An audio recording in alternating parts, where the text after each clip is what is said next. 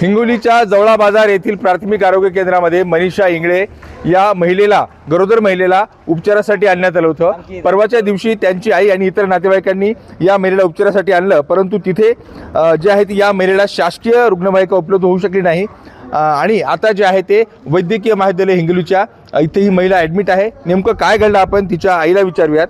काकू, मला सांगा, त्या दिवशी काय घडलं होतं नेमकं? त्या दिवशी आम्ही 3 वाजता गावातून म्हणले की ॲम्ब्युलन्सला फोन लावला 102ला। 102ची ॲम्ब्युलन्सला म्हणले ॲम्ब्युलन्स इथंच आहे, तुम्ही काय करा गाडीवर या, इथून ॲम्ब्युलन्स येते, तुम्ही 108च्या गाडीला फोन लावा। मग आम्ही 108च्या गाडीला फोन लावला। 108च्या गाडीला फोन लावला। 108ची गाडी हिंगोलीला होती। हिंगोलीची गाडी म्हणली 1-1.5 तासामध्ये येईल मी। तर मी म्हणलं तुमच्या गाडी इथं आहे, तुम्ही का देत नाही? तर म्हणले डिझेलचा प्रॉब्लेम आहे म्हणून आम्ही काही देत नाहीत गाडी।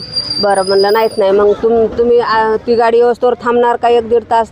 तर म्हणलं माझ्या मुलीचं लय दुखायलं हे व्हायलंय, मग तुम्ही गाडी लवकर बोलवा। तर त्या काय म्हणल्या तुम्ही गाडी प्रायव्हेटची करा म्हणल्या, ती गाडी काय लवकर येणार नाही। तर मग म्हणलं इथल्या गाडीला प्रॉब्लेम म्हणल्या डिझेल नाही। तर मग तिथं आम्ही 3 वाजल्यापासून बसलो, 5:30ला इथं आलो। तर इथले डॉक्टर तेव्हा मनीषाच्या पोटात दुखत होतं का? हां, लय दुखत होतं, पाणी झालं होतं तिच्या पोटामध्ये, तेव्हा लय दुखत होतं। तर त्या म्हणल्या लय दुखायलंय तुमचं, तर तुम्ही काय करा प्रायव्हेट गाडी करा मग। तर मी म्हणलं कशासाठी? गरीबासाठी गाड्या आहेत, तर ह्यानं आम्ही प्रायव्हेट गाडी कसं काय करावं? म्हणलं इथं ॲम्ब्युलन्स तुमची लावलेली आहे, का देत नाहीत तुम्ही ॲम्ब्युलन्स? तर त्या म्हणल्या ॲम्ब्युलन्सला डिझेल नाही, डिझेलमुळं ॲम्ब्युलन्स देण्यात येत नाही। बरं म्हणलं नाही तर नाही, ठीक आहे म्हणलं। मग म्हणलं दुसरी तरी ॲम्ब्युलन्स बोलवा। दुसरी ॲम्ब्युलन्स इकडे हिंगोलीची बोलू लागले। तर हिंगोलीचे म्हणले 1-1.5 तास लागते। 1-1.5 तास तर आम्हाला तिथं 5:30 वाजले। 5:30 वाजले तर आम्ही काय केलं, प्रायव्हेट गाडी 800 रुपयाची केली। 30 मिनिटामध्ये आम्ही हिंगोलीला आलो सरकारी दवाखान्यामध्ये। इथं आल्यावर इथल्या डॉक्टरनं उपचार हे केले। तर म्हणले ताई तुम्हाला लई वेळ झाला, म्हणले तुम्ही जरा बिगिन आलं असतं तर तुमचं बाळ वाचू शकत होतं, तुम्ही उशिरा आल्यामुळं तुमचं बाळ। डिलिव्हरी कधी झाली आणि कशी झाली? डिलिव्हरी सिजर झाली 2:30 वाजता, म्हणजे काल दुसऱ्या दिवशी 2:30 वाजता डिलिव्हरी झाली। सिजर झाली तर बाळ वारलं। बाळ कसं वारलं? पोटामध्ये वारलं की? म्हणजे पोटामध्येच बाळ वारलं। तर ते म्हणले हाय म्हणून काचामध्ये टाकलं, तर काचामध्ये बाळ नव्हतं। 5 मिनिटालाच म्हणले घेऊन जा गावाकडं। म्हणजे डिलिव्हरी झाल्यानंतर बाळ बाहेर आल्यानंतर पोटामध्येच वारल्यावाने झालं ते। बाहेर आल्यानंतर काय ते काढूनच घ्यावं लागलं, मग सिजर करू। बरं, मग आता तुमचं काय म्हणणं आहे नेमकं?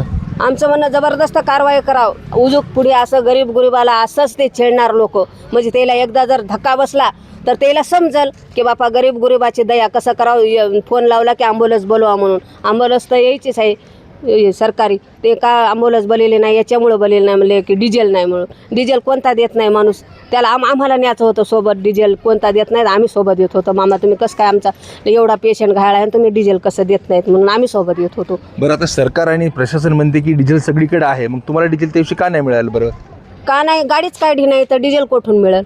गाडी जर त्यानं डिझेलवर नेली असती तर ते डिझेल देत होतं, त्यानं गाडीच काढली नाही। म्हणजे तुमचं म्हणणं आहे यांचा हलगर्जीपणा आहे? हलगर्जीपणा झालाच ना त्याचा। नक्कीच आपण पाहिलं तर हलगर्जीपणा झाल्याचा यांचा आरोप आहे। डिझेल नसल्याचं कारण यांना देण्यात आलं होतं आणि त्या गरोदर महिलेची काल जी आहे ती सिझेरियन प्रसूती करावी लागली। नातेवाईकांचं म्हणणं आहे, मनीषाच्या आईचं म्हणणं आहे की डॉक्टर इथले म्हणाले की तुम्हाला उशीर झाला आहे आणि कदाचित लवकर जर आले असतात तर हे बाळ वाचू शकलं असतं, असं यांचं म्हणणं आहे। आणि एकंदरीतच या सगळ्या प्रकरणी आता यांनी कारवाईची मागणी केली आहे। आता प्रशासन काय कारवाई करतं हे पाहणं देखील महत्त्वाचं आहे।